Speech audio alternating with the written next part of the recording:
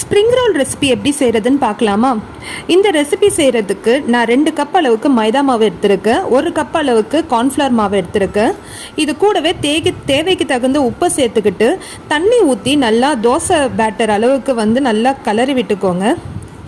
இது பார்த்திங்கன்னா தோசை மாவுக்குன்னா கொஞ்சம் தண்ணியாக இருக்கணும். அந்த அளவுக்கு நல்லா கலரி விட்டுட்டு இது ஓரமாக வச்சுடுங்க. இந்த ஸ்ப்ரிங் ரோலுக்கு தேவையான ஸ்டஃபிங் பார்க்கலாம். ஒரு கடாய் எடுத்துக்கோங்க, 2 ஸ்பூன் எண்ணெய் ஊற்றிக்கோங்க, ஒரு 6லேருந்து 7 பொடியாக கட் பண்ண பூண்டை சேர்த்துக்கோங்க, 2 வெங்காயத்தை நீல வாக்கில் கட் பண்ணதை சேர்த்து நல்லா வதக்கிக்கோங்க. இதுக்கு நான் ஒரு கேபேஜ் எடுத்திருக்கேன், அதை இந்த மாதிரி நீல வாக்கில் கட் பண்ணி சேர்த்துக்கோங்க. ஒரு கேப்சிகமையும் நீல வாக்கில் கட் பண்ணிக்கோங்க. கேரட்டையும் 1 எடுத்துருக்கேன், அதையும் இதே மாதிரி நீல வாக்கில் கட் பண்ணிவிட்டு சேர்த்துக்கிட்டு எல்லாத்தையுமே நல்லா வதக்கிடுங்க. இதுக்கு தண்ணிலாம் ஊற்ற தேவையில்லை. தேவைக்கு தகுந்த உப்பை சேர்த்துட்டு பேன்லேயே ஸ்லோவில் வதக்கிடுங்க.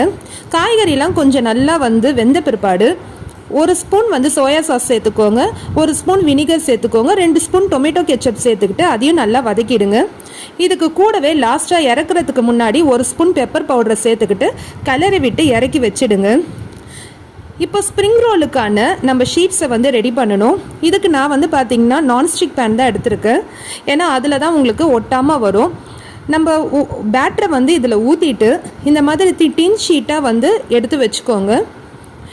இதுக்கு பேஸ்ட்டு தேவை ஷீட்டை ஒட்டுறதுக்கு. அதுக்கு 1 ஸ்பூன் மைதாவை கொஞ்சம் தண்ணி ஊற்றி பேஸ்ட் மாதிரி செஞ்சுக்கோங்க. இந்த மாதிரி ஷீட்டில் ஸ்டஃபிங்கை வச்சு எல்லா பக்கமும் அந்த பேஸ்ட்டை ஒட்டி இந்த மாதிரி மடித்து எடுத்து ஆயிலில் மீடியம் ஃப்ளேமில் வச்சு வறுத்து எடுத்துட்டிங்கன்னா சூப்பரான ஸ்ப்ரிங் ரோல் ரெசிபி ரெடி.